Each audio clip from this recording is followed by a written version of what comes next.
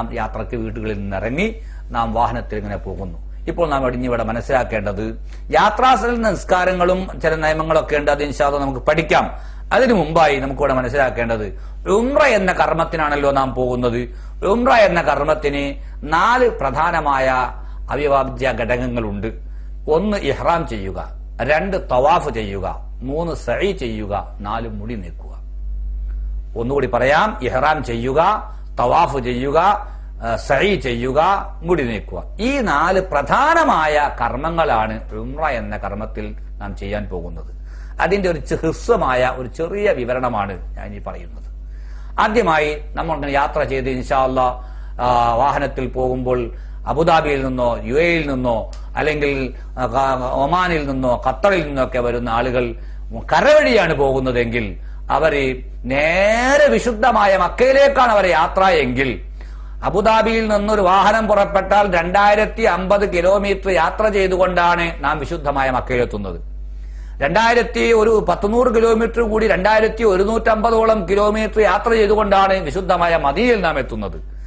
ആദ്യം നമ്മുടെ യാത്ര മക്കയിലേക്കാണെങ്കിൽ മക്കയുടെ അടുത്ത് ത്വായിഫ് എന്ന പ്രദേശത്തിനടുത്ത് ഖർനുൽ മനാസിൽ എന്ന് സയ്യിദുന ഹബീബുന റസൂലുള്ളാഹി പഠിപ്പിച്ചിട്ടുള്ള അസ്സൈലുൽ കബീർ എന്ന് പുതിയ ഇപ്പോഴത്തെ പേരിൽ അറിയപ്പെടുന്ന ആ പ്രദേശത്താണ് നാം ആദ്യം എത്തുക.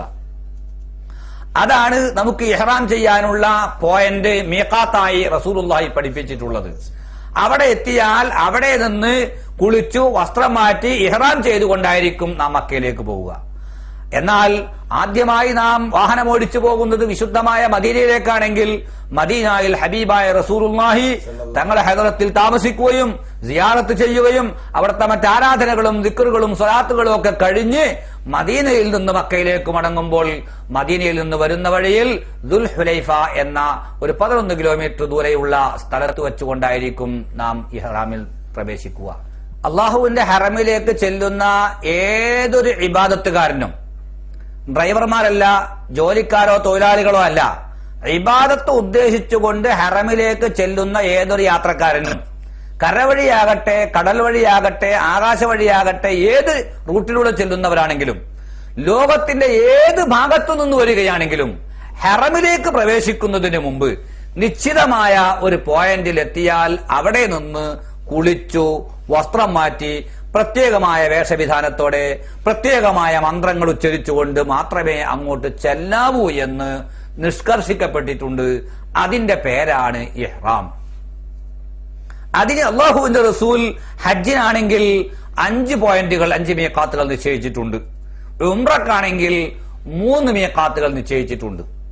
ഈ നിശ്ചയിക്കപ്പെട്ട ഉംറയുടെ മീഖാത്തുകളോ അല്ലെങ്കിൽ ഹജ്ജിന് നിശ്ചയിക്കപ്പെട്ട മീഖാത്തുകളോ ഏത് മീഖാത്തുകളായാലും വേണ്ടിയില്ല, ആ മീഖാത്തിലെത്തിയാൽ ഇന്ത്യയിൽ നിന്ന്, പാകിസ്ഥാനിൽ നിന്ന്, ബംഗ്ലാദേശിൽ നിന്ന്, ഏഷ്യൻ കൺട്രികളിൽ നിന്നൊക്കെ പോകുന്ന വിമാനയാത്രക്കാരാണെങ്കിൽ അവരെല്ലാം ജിദ്ദയിലെത്തുന്നതിന് മുമ്പ് യലംലം എന്നൊരു പോയിന്റാണ് നിശ്ചയിച്ചു കൊടുത്തിട്ടുള്ളത്. ആ പ്രദേശത്താണ് ഇഹ്റാം ചെയ്യുന്നത്. നാം ഇപ്പോൾ സംസാരിച്ചുകൊണ്ടിരിക്കുന്നത് കരവഴി പോകുന്ന യാത്രക്കാരെ സംബന്ധിച്ചാണല്ലോ. ആ കരവഴി പോകുന്ന മക്കയിലേക്കുള്ള യാത്രക്കാർ ആദ്യം ചെല്ലുന്നത് അസ്സൈലുൽ കബീർ എന്ന് പറയുന്ന ത്വായിഫിനടുത്തുള്ള ആ മീഖാത്തിലാണ്. ആട്ടെ, നമ്മുടെ വാഹനം അവിടെ എത്തിയിരിക്കുന്നു. ഇനി നമുക്ക് ചെയ്യാനുള്ളത് വാഹനത്തിൽ നിന്ന് എല്ലാവരും ഇറങ്ങുന്നു. ഇഹ്റാം ചെയ്യാനുള്ള ഒരുക്കങ്ങളാണ്. ആ ഒരുക്കങ്ങളിൽ അതിന്റെ പ്രധാനമായ ചിട്ടകളും സുന്നത്തുകളും ഞാൻ ആദ്യം ഒന്ന് പറയാം. ഇഹ്റാമിന് വേണ്ടി 1 ശരീരം വൃത്തിയാക്കണം, 2 സുന്നത്തായ നിലക്ക് കുളിക്കണം. ഇതൊക്കെയും സുന്നത്താണ് ഞാൻ ഈ പറയുന്നത്. 3 കുളി കഴിഞ്ഞാൽ ശരീരത്തിൽ അത്തർ പുരട്ടണം. എന്നതിനു ശേഷം നാം ഒരുക്കി വെച്ചിട്ടുള്ള പുതിയ പുടവ എടുത്തു ധരിക്കണം. ആണാകട്ടെ പെണ്ണാകട്ടെ. വുളു ചെയ്ത് അവിടെ പള്ളിയുണ്ട്, വിശാലമായ പള്ളിയുണ്ട്, വിശാലമായ 100 കണക്കിന് കുളിപ്പുറകളുണ്ട്. അവിടെ നിന്നെല്ലാം ഈ കർമ്മങ്ങളൊക്കെ നിർവഹിക്കാം. പള്ളിയിൽ കയറി ഇഹ്റാമിന് വേണ്ടി 2 റക്അത്ത് സുന്നത്ത് നിസ്കരിക്കണം. എന്നതിനു ശേഷം അവിടെ ഇരുന്നു കൊണ്ടോ അല്ലെങ്കിൽ വാഹനത്തിൽ വന്ന് കയറിയിരുന്നിട്ട് വാഹനം അനങ്ങി പുറപ്പെടുന്നതിന് മുമ്പായി നിയ്യത്ത് വെച്ച് തെൽബിയത്ത് ചൊല്ലണം. ഇതിന്റെ പേരാണ് ഇഹ്റാം ചെയ്യൽ.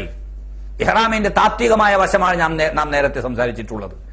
ഇഹ്റാമിന്റെ ആ പൂർണ്ണമായ രൂപമാണ് ഇങ്ങനെ. മീഖാത്തിലെത്തിയാൽ നാം നഖം വെട്ടി വൃത്തിയാക്കണം, ശരീരത്തിൽ നീക്കേണ്ടുന്ന രോമങ്ങളൊക്കെ നീക്കണം. അങ്ങനെ ശരീരം വൃത്തിയാക്കി സുന്നത്തായ ഇഹ്റാമിന്റെ കുളിക്കുന്നു എന്ന് നിയ്യത്ത് ചെയ്തുകൊണ്ട് നാം കുളിക്കണം. കുളിച്ചതിന് ശേഷം ഒരല്പം മുൻകൂട്ടി തയ്യാറാക്കി വെച്ചിട്ടുള്ള അത്തർ എടുത്തുകൊണ്ട് ശരീരത്തിൽ പുരട്ടണം, വസ്ത്രത്തിൽ പുരട്ടണ്ട. വസ്ത്രത്തിൽ പുരട്ടൽ തെറ്റായത് കൊണ്ടല്ല, ഇപ്പോൾ പുരട്ടാമെങ്കിലും പിന്നീട് നമുക്ക് ദോഷമായി വരും. അപ്പൊ അതുകൊണ്ട് ഇപ്പോൾ അത് പുരട്ടേണ്ടതില്ല. എന്നിട്ട് നാം അവിടുന്ന് ഒതു ഉണ്ടാക്കി പള്ളിയിൽ കയറി അവിടുന്ന് 2 റക്അത്ത് സുന്നത്ത് നിസ്കാരം കഴിഞ്ഞ് ഒന്നുകിൽ അവിടെ ഇരുന്നു കൊണ്ട് തന്നെ നിയ്യത്ത് വെക്കുക. ഏറ്റവും അഫ്ളൽ വാഹനത്തിൽ വന്ന് കയറിയിരുന്ന് വാഹനത്തിൽ വെച്ചുകൊണ്ട് ഇഹ്റാം ചെയ്യലാണ്. അങ്ങനെയാണ് സയ്യിദുനാ ഹബീബുനാ റസൂലുള്ളാഹി ഹജ്ജത്തുൽ വദാഇൽ ദുൽഹുലൈഫയിൽ വെച്ചുകൊണ്ട് ഇഹ്റാം ചെയ്തിട്ടുള്ളത്. അങ്ങനെ വാഹനത്തിൽ വന്ന് കയറിയിരുന്നതിന് ശേഷം നമുക്ക് ഉസ്താദുമാരോ അമീറുമാരോ ഉണ്ടെങ്കിൽ അവർ പറഞ്ഞു തരും, ഇല്ലെങ്കിൽ ഒറ്റയ്ക്ക് ഇഹ്റാം ചെയ്യുക. എന്താണ് ചെയ്യേണ്ടത്? നവൈത്തുൽ ഉംറത വഅഹ്റംതു ബിഹാ ലില്ലാഹി തആല, അല്ലാഹു തആലാക്ക് വേണ്ടി ഉംറ ചെയ്യാൻ ഞാൻ കരുതുകയും അതുകൊണ്ട് ഇഹ്റാം കെട്ടുകയും ചെയ്തിരിക്കുന്നു എന്ന് മനസ്സിൽ നിയ്യത്ത് വെക്കുകയും വായ കൊണ്ട് ഉച്ചരിക്കുകയും ചെയ്യുന്നതിന്റെ പേരാണ് ഇഹ്റാം എന്ന് പറയുന്നത്. എന്നതിനു ശേഷം തൽബിയത്ത് ചൊല്ലുക. ലബ്ബൈക് അല്ലാഹുമ്മ ബിഉംറത്തിൻ ലബ്ബൈക്, അല്ലാഹുവേ ഉംറ കൊണ്ട് ഇഹ്റാം കെട്ടി നിന്റെ വിളിക്കുത്തരം ചെയ്ത് ഞാനിതാ വരുന്നു റബ്ബേ. ഇതാണ് ഇഹ്റാമിന്റെ ഒരു പൂർണ്ണമായ രൂപം. കുട്ടികൾ കൂടെയുള്ള ചെറിയ മക്കളാണെങ്കിൽ ആ കുട്ടികൾ വകതിരിവായ ആകാത്ത ചെറിയ മക്കളാണ്, 1 വയസ്സ് 1.5 വയസ്സ് 2 വയസ്സുള്ള വകതിരിവാകാത്ത കുട്ടികളാണെങ്കിൽ ആ കുട്ടിക്ക് വേണ്ടി ഈ നിയ്യത്ത് രക്ഷിതാവ് ചെയ്യണം. ഏതായാലും ഇരിക്കട്ടെ, ഇപ്പോൾ നാം നിയ്യത്ത് വെച്ച് തൽബിയത്ത് ചൊല്ലിയിരിക്കുന്നു. ഇനി ഇവിടുന്ന് അങ്ങോട്ട് തൽബിയത്താണ് നമ്മുടെ മന്ത്രം. ലബ്ബൈക് അല്ലാഹുമ്മ ലബ്ബൈക് ലബ്ബൈക ലാ ശരീക ലക ലബ്ബൈക് ഇന്നൽ ഹംദ വന്നിഅമത ലക വൽ മുൽക്ക് ലാ ശരീക ലക്. തൽബിയത്ത് എപ്പോ ചൊല്ലുകയാണെങ്കിലും 3 തവണ ആവർത്തിക്കണം. അതിനുശേഷം സയ്യിദുനാ റസൂലുള്ളാഹി തങ്ങളുടെ പേരിൽ സ്വലാത്ത് ചൊല്ലണം. സ്വലാത്ത് ആയിരക്കണക്കിന് സീഖകൾ ഉണ്ടെങ്കിലും ഏറ്റവും ഉത്തമമായ സ്വലാത്ത് അത്തഹിയ്യാത്തിലൊക്കെ ഓതുന്ന ഇബ്രാഹിമി സ്വലാത്താണ്. ആ സ്വലാത്ത് ചൊല്ലണം. എന്നതിനു ശേഷം നരകത്തെ തൊട്ട് അഭയം തേടുകയും സ്വർഗം ചോദിക്കുകയും ചെയ്യണം. അല്ലാഹുമ്മ ഇന്നി അസ്അലുക റിളാക വൽ ജന്ന വഅഊദു ബിക മിൻ സഖതിക വന്നാർ. അല്ലാഹുവേ, നിന്റെ ക്രോധത്തിൽ നിന്ന് കോപത്തിൽ നിന്ന് ഞാൻ അഭയം തേടുകയും നിന്റെ പൊരുത്തവും സ്വർഗവും ഞാൻ ചോദിച്ചു വാങ്ങുകയും ചെയ്യുന്നു എന്ന് പ്രാർത്ഥിക്കണം. ഇങ്ങനെ തുടർന്നുകൊണ്ടേയിരിക്കണം. നാം എല്ലാവരും വന്ന് ഇഹ്റാം ചെയ്തിരിക്കുന്നു, വാഹനത്തിൽ കയറുന്നു, വാഹനം വിടുന്നു. നാം പോകുന്നത് വിശുദ്ധമായ മക്കയിലേക്കാണ്. അവിടെ നിന്ന് കേവലം 80 കിലോമീറ്റർ യാത്ര ചെയ്താൽ ആ മോട്ടോർ വാഹനം നമ്മെ കൊണ്ട് വിശുദ്ധമായ മക്കയിൽ എത്തിച്ചേരുകയാണ്. മക്കയിലേക്ക് എത്തുന്നതിന് മുമ്പ് ത്വായിഫ് റോഡ് ഏകദേശം കുറെ അങ്ങോട്ട് സഞ്ചരിക്കുമ്പോൾ 2 അതിർത്തി കുറ്റികൾ കാണാം. ആ അതിർത്തി കുറ്റികൾ ഹറമിന്റെ അതിർത്തിയാണ്. ത്വായിഫിന്റെ ഭാഗത്തേക്കുള്ള അതിർത്തി ബോർഡുകൾ നമുക്ക് ദർശിക്കാൻ കഴിയും. ഹറമിന്റെ അതിർത്തി അത് സൗദി അറേബ്യ ഉണ്ടാക്കിയ അതിർത്തിയല്ല. ഹറം എന്ന് പറഞ്ഞാൽ വിശുദ്ധമായ മക്ക ഉൾപ്പെട്ട കുറെ ചെറിയ ചെറിയ പ്രദേശങ്ങൾ ഉൾപ്പെട്ട വിശാലമായ ഒരു സ്ഥലം. ആ സ്ഥലത്ത് വിവിധ പേരുകളുള്ള സ്ഥലങ്ങളുണ്ട്. ഇത്രയും സ്ഥലം ഹറമൻ ആമിന, സുരക്ഷിത മേഖല എന്ന് പടച്ച തമ്പുരാൻ പ്രഖ്യാപിച്ചിട്ടുള്ളതാണ്. അത് മഹാനായ ഖലീലുല്ലാഹി ഇബ്രാഹിം നബിക്ക് ജിബ്രീൽ അലൈഹിസ്സലാം മുഖേന അല്ലാഹു കാണിച്ചു കൊടുത്തു, റസൂലുള്ളാഹിക്ക് പഠിപ്പിച്ചു കൊടുത്തു. ആ സ്ഥലത്തിന്റെ ഉള്ളിൽപ്പെട്ട ഏത് സ്ഥലത്ത് സുരക്ഷിതമായ മേഖലയാണ്. അവിടെ എന്തൊരു സൽക്കർമ്മം ചെയ്താലും 1,00,000 പ്രതിഫലം ലഭിക്കുന്ന പുണ്യമണ്ണാണ്. അതിന്റെ അതിർത്തി ബോർഡുകളെ നാം കാണുക. അങ്ങോട്ട് പ്രവേശിക്കുമ്പോൾ അള്ളാഹുവിനോട് നാം ഇടപേക്ഷിക്കുന്നു, യാചിക്കുന്നു. അള്ളാഹുവേ, വിദൂര ദിക്കുകളിൽ നിന്ന് വരുന്നവരാണ് ഞങ്ങൾ. നിന്റെ മഗ്ഫിറത്തും നിന്റെ മാപ്പും ചോദിച്ചുകൊണ്ട് വരികയാണ്.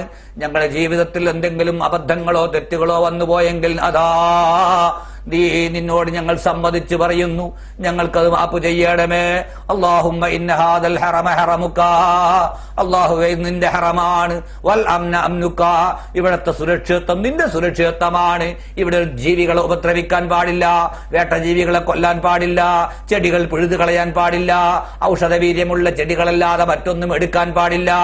ഇങ്ങനെയുള്ളതായ സുരക്ഷിത മേഖലയാണ്. സത്യവിശ്വാസികളല്ലാത്ത ഒരാൾക്ക് അങ്ങോട്ട് പ്രവേശനമില്ല. ഈ സുരക്ഷിത മേഖലയുടെ അതിർത്തികളായിരിക്കും നാം കാണുക. അല്പവും കൂടി സഞ്ചരിച്ചാൽ വിശുദ്ധ മക്കയിൽ നാം എത്തുകയായി. നമുക്കവിടെ തയ്യാറാക്കിയിട്ടുള്ള താമസ സൗകര്യങ്ങളോ മറ്റൊക്കെ റെഡിയായിരിക്കും. അവിടെ ചെന്ന് നമ്മുടെ ബാഗുകളോ പെട്ടികളോ സാമഗ്രികളോ ഒക്കെ വെച്ച് പിന്നെ വിശ്രമിക്കാൻ നമുക്ക് സമയമില്ല. ഇഹ്റാം